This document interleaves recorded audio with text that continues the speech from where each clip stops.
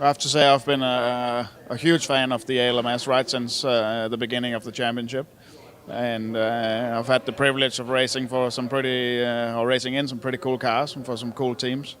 I started off in the Panos, which was absolutely, I think, one of the most dramatic cars that I've ever driven in.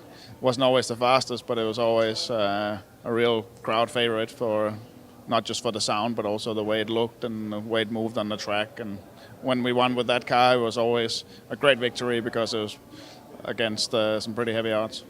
For the past 10 seasons, I've been with Corvette Racing, which, being 10 years with the team, that's almost a career, a whole career.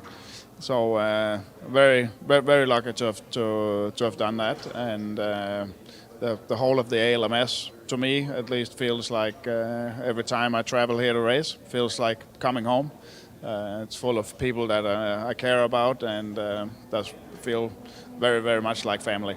If I have to pick one race as my favorite race or race win, it has to be the only race that we did in Washington. That was a fantastic event, cool venue, and a really, really big win with the Panos.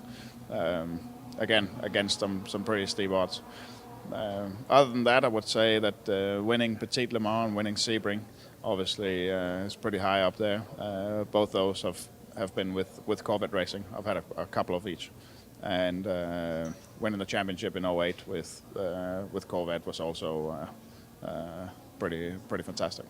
Well, with the combining the two series for next year, I think there's an opportunity here to make something absolutely fantastic.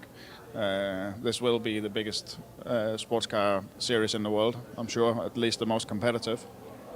And I think it'll take a few seasons to sort everything out with the categories and the rules, and everybody needs to come together. But I do think that we're looking at something pretty great.